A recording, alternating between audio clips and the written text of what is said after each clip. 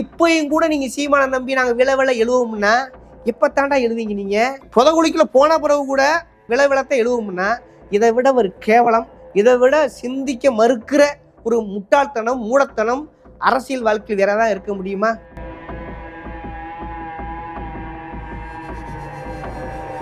தேர்தல் ஆணையம் சீமானுக்கு உண்டியல் சின்னத்தை அறிவிக்கிறது ஒரு அவருடைய நலன் விரும்பியாக, அவருடைய உள்ளார்ந்த மனநிலையை அறிந்தவனாக சொல்கிறேன்.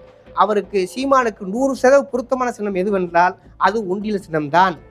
ஏனென்றால் உண்டியல் தான் அவருக்கு உயிர், திறநிதி தான் அவருக்கு திடம், வசூலிப்பதுதான் அவருக்கு பலம். அந்த உண்டியல் சின்னம் தான் இனிமேல் சீமானுக்கு வருங்காலத்தில் நிரந்தர சின்னமாக மாறப்போகிறது.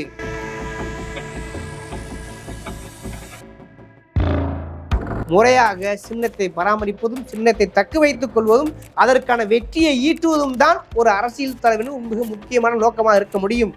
ஆனால் சீமானுக்கு தான் நோக்கமே இல்லையே. அப்புறம் எப்படி சின்னம் தப்பும்? அப்புறம் எப்படி இந்த நிலம் சிக்கும்?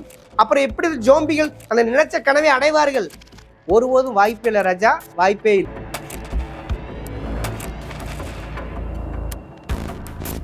நான் ஒன்று சொல்ல வர்றது என்னன்னா, பாமரர்களிடம் அரசியல் அறிவில்லாதவர்களும் அவர்களுடைய ஐக்கனாக இருப்பது தெரிஞ்சோ தெரியாமலோ சின்னமாகத்தான் இருக்கிறது.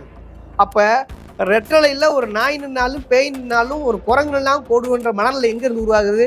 ரெட்டலைங்கிற அந்த சின்னத்தோட ஈர்ப்பு, அதோடைய பரிச்சயம்.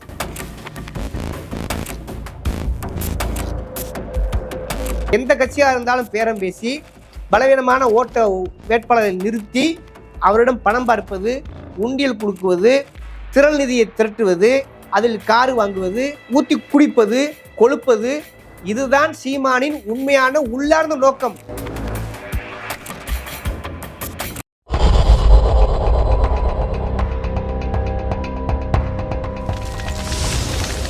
வணக்கம், இது சொல் புதிது, நான் உங்கள் தவம். இன்னைக்கு பார்க்க ஒரு முக்கியமான அரசியல் காமெடி நிகழ்வுன்னு சொல்லலாங்க. அந்த அளவுக்கு அரசியல் ஒரு கூத்து நடந்திருக்கிறது. அதாவது நம்மை பொறுத்தல உள்ள ஒரு அரசியல் விமர்சனாக ஒரு ஊழலாத கூத்து தான் என்பது என்னுடைய கருத்து. ஆனால் அவர்களுக்கு பேரெதிர்ச்சி. யாருக்கு? நாம் தமிழர் தம்பிகளுக்கும் சீமானுக்கும் அது பேரெதிர்ச்சி.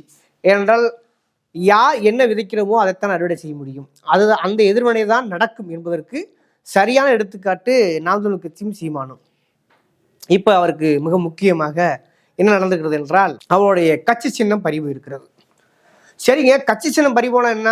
எப்பொழுதுமே கால வரலாற்றில் பாருங்க, ஒரு கட்சிக்கு ஒதுக்கப்பட்ட சின்னம் என்பது மிக முக்கியத்துவம் வாய்ந்தது. அந்த அரசியல் தலைவர் உண்மையாக இருக்கிறார், அந்த அரசியல் தலைமை கட்சி கொள்கை எல்லாம் பறிபோக விட்டுவிட்டது என்றால் கூட சின்னம் என்பது மிக மிக முக்கியமான ஐக்கான்.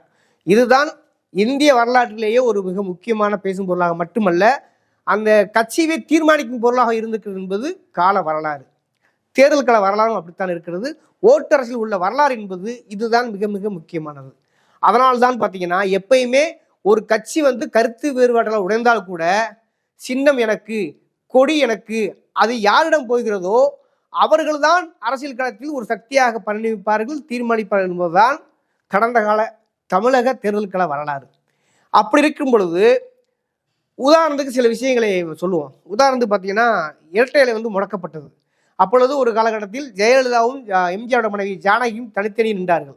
ஆனால் அவர்கள் இரட்டை இலை முடக்கப்பட்டதால் ஒருவர் சேவல் சின்னத்திலும் இன்னொருத்தர் புறா சின்னத்திலும் நின்றார்கள். ஆனால் என்ன நடந்துச்சு? இருவருமே கூட பெரிய அளவுக்கு ஜோபிக்க முடியவில்லை.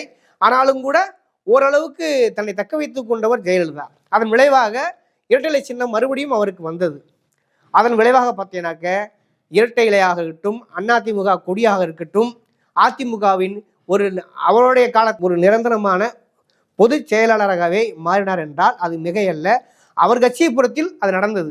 அவர்களுடைய கொள்கையில், அவருடைய செயல்பாட்டில் மாறுபட்ட கருத்து இருந்ததா என்றால் அது பொதுகளில் இருந்தது. ஆனால் கட்சிக்குள் அவர் தீர்மானித்தது மட்டும்தான் நடந்தது. அதற்கு காரணம் அடிப்படையில் அவர் கடைசி வரையும் கைப்பற்றி வைத்திருந்த கட்சி கொடியும் சின்னமும் தான் என்றால் அது மிகையில்லை நண்பர்களே.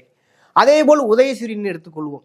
அதிமுக பொருளாளராக இருந்த எம்ஜிஆர் பிரிந்து வருவதும் கூட உதயசூரியனுக்கு எதிர்பார்த்தார், ஆனால் கிடைக்கலை. ஆனால் உதயசூரியனை தக்க வைத்துக் கொண்டதால் திமுக கடந்த காலத்திலும் சரி, நிகழ்காலத்திலும் சரி, ஏன் எதிர்காலத்திலும் சரி, உதயசூரியன் சின்னமும் அவருடைய கருப்பு சிவப்பு வண்ண கொடியும் மாறாமல் இருக்கும் பட்சத்தில் திமுக நீடித்து நிலைக்கும் நினைத்து கொண்டுதான் இருக்கிறது என்பதற்கு இந்த நிமிடம் வரை அதுவே சாட்சி.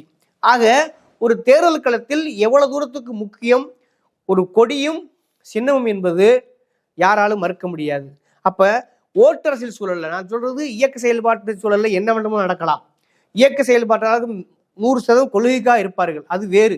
அது பெரியார் தொடங்கி வரலாறு அதைத்தான் சொல்லுகிறது. ஆனால் ஓட்டு அரசியல் சூழலை பொறுத்தளவில் மக்கள் மத்தியில் ஒரு ஐக்கனாக நீடித்து நிற்பது எது என்றால் அது சின்னமும் கொடியும் தான்.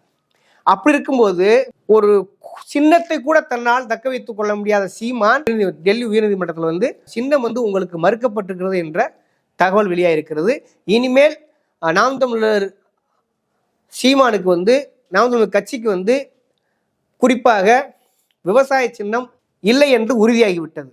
அதுக்காக கர்நாடகாவில் உள்ள அந்த நபரிடம் போய் இவர்கள் கெஞ்சி கொண்டிருக்கிறார்கள் என்பது இன்னொரு புறம். அது புறவாசல் வழியாக எதிர்பார்க்கிறார்கள் அல்லது மண்டியிட்டு பார்க்கிறார்கள். அது நடக்காது என்பது உண்மை. ஆனால் இப்போ அதிகாரப்பூர்வமாக தேர்தல் ஆணையம் அறிவித்து விட்டது, டெல்லி உயர்நீதிமன்றம் அறிவித்து விட்டது, சீமானுக்கு நாம் தமிழர் கட்சிக்கு விவசாய சின்னம் இல்லை என்பது உறுதியாகிவிட்டது. இப்போ ஏன் சின்னத்தை கூட தக்க வச்சுக்கணும்னாக்கா குறைஞ்சபட்சம் ஒரு பாராளுமன்ற தேர்தலையோ, பாராளுமன்ற தேர்தலுங்க கவுன்சிலர் தேர்தலையோ, ஒரு ஊராட்சி மன்ற தேர்தலையோ அல்லது ஒரு மாநகராட்சி தேர்தலையோ, குறிப்பாக ஒரு சட்டமன்ற உறுப்பினர் தொகுதியிலேயோ ஏதோ ஒரு வகையில் டெபாசிட்டோ அல்லது ஏதாவது உறுப்பினர் ஆயிருந்தால் இந்த பிரச்சனைலாம் வந்திருக்காது என்பது எனது கருத்து. ஆனால் அப்படி இருக்கிற பட்சத்தையும் காலங்காலமாக தோத்துக்கிட்டே தான் இருப்ப அப்படின்னா அந்த சின்னம் மட்டும் எப்படி தோக்காமல் இருக்கும்? இது இயல்பு தானே அது. அப்போ இப்போ இந்த நிலம் என் கைக்கு சிக்கினால்ட்டு இந்த நிலமும் கைக்கு சிக்கலை, இப்போ சின்னமும் கைக்கு சிக்கலைங்கிறது உறுதியாகிவிட்டது. சரி ரைட்டு, இது பிறகு என்ன செய்கிறாரு? இன்னைக்கு ஒரு ட்ரெண்டிங் ஒன்று போயிட்டு இருக்குது, விழ எழுவோம்ட்டு. ஏழை எவ்வளவு காலத்தாண்டா விழுவீங்க? தோத்துக்கிட்டே இருக்கிறவன் பேர், அதுக்கு பேர் அதாவது தோத்துக்கிட்டே இருக்கிறவன் மறுபரிசீலனை செய்து கூர்மைப்படுத்தி கொள்கை புரிவுபடுத்தி கட்சி கட்டமைப்பை உறுதிப்படுத்தி என்ன தவறு நடக்கிறது என்று தன்னை ஒரு முறை மறுபரிசீலனை செய்து கொள்கிறவன் தான் தலைவன். அப்படியான தலைவனா உங்க அண்ணன் சீமானுடைய நிலைப்பாட்டில் மிக தெளிவாக இருக்கிறார். அவருடைய பொறுத்தளவுள்ள ஜெயிப்பது நோக்கம் அல்ல, வெற்றி அடைவது நோக்கம் அல்ல.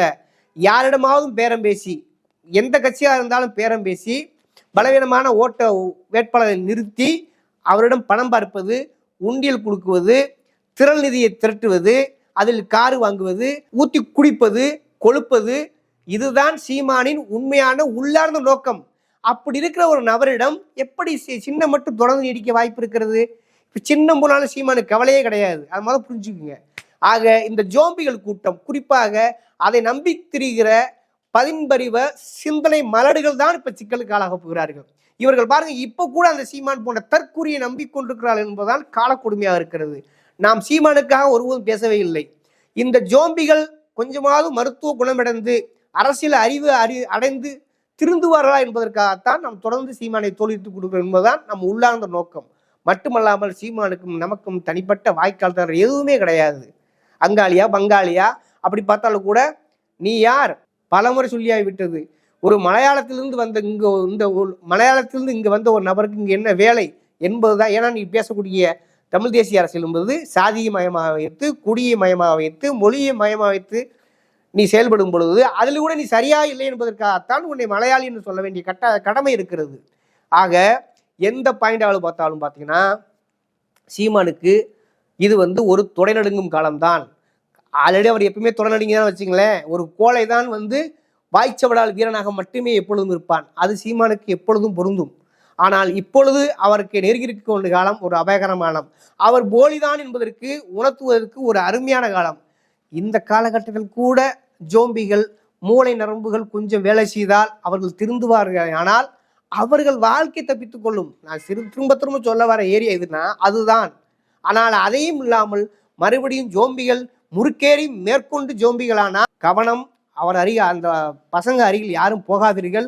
கடித்து கோரவும் தயங்க மாட்டார்கள்.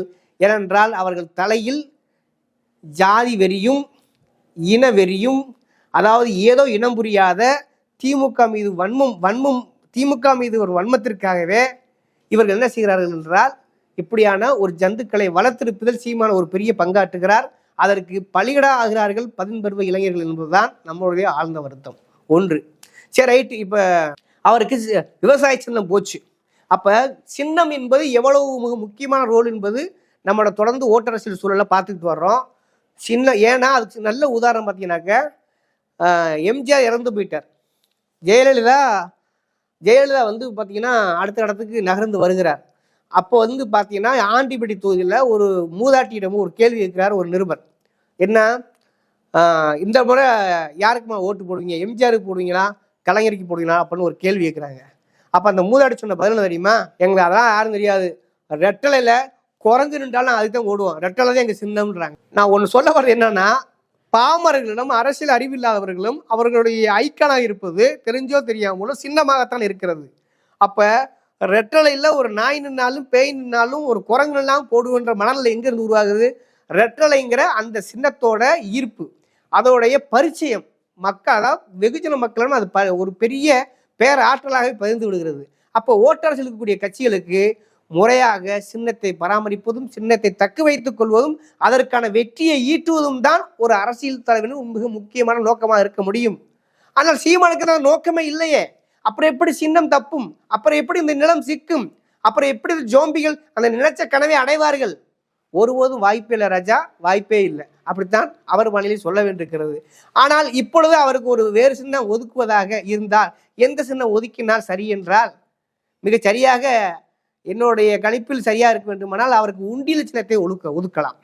அந்த உண்டியல் சின்னம் தான் இனிமேல் சீமானுக்கு வருங்காலத்தில் நிரந்தர சின்னமாக மாறப்போகிறது. அந்த சின்னம்தான் அவருக்கு பொருத்தமாக இருக்கிறது.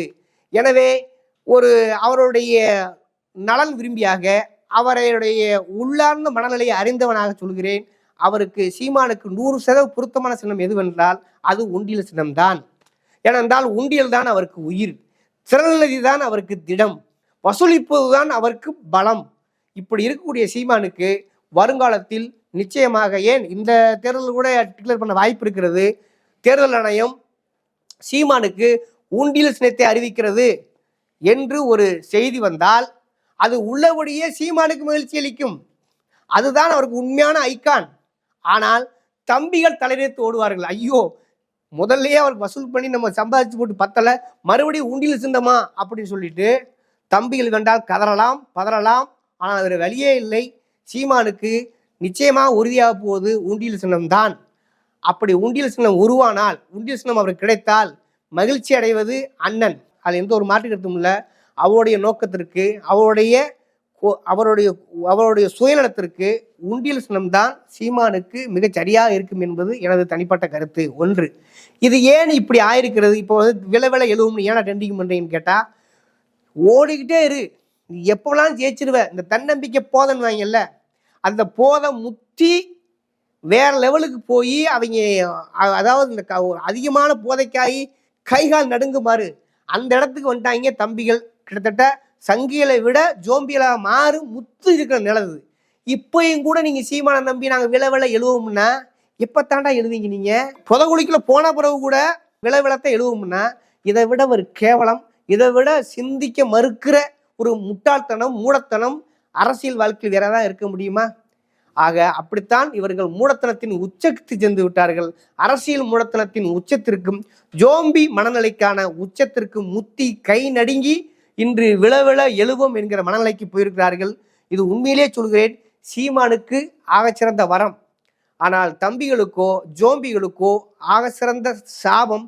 தயவு செய்து மூளை நரம்பு சிற்றேனும் சிறிதேனும் வேலை செய்யுமாயின் சீமானை விட்டு நீங்கள் அரசியல் கூட விலக சொல்ல மாட்டேன். சீமானை விட்டு விலகினால் உங்களுக்கு உங்கள் வாழ்க்கைக்கு நல்லது.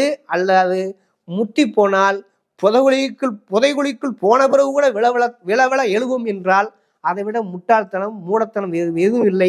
நான் சொல்லி தெரிய வேண்டிய அவசியம் இல்லை. காலம் உங்களுக்கு உணர்த்தும். அப்பொழுது உங்களது இளமை, உங்களது பொருளாதாரம், உங்களது சிந்தனை வீச்சு எல்லாம் சாம்பலாக இருக்கும். அப்பொழுது சிந்தித்து பயனில்லை. கண்கட்ட பின் சூரிய நமஸ்காரம் யாருக்கு ஒருபோதும் உதவ போவதில்லை. உங்கள் மூளை நரம்பில் சற்றேனும் உயிர் இருந்தால், சிந்திக்கும் திறன் இருந்தால் சிந்தித்து பாருங்கள். அல்லது செத்து மடியுங்கள் என்று சொல்ல தர வேறு வழி இல்லை. தொடர்ந்து சீமானை தோளிருப்போம். நன்றி, வணக்கம்.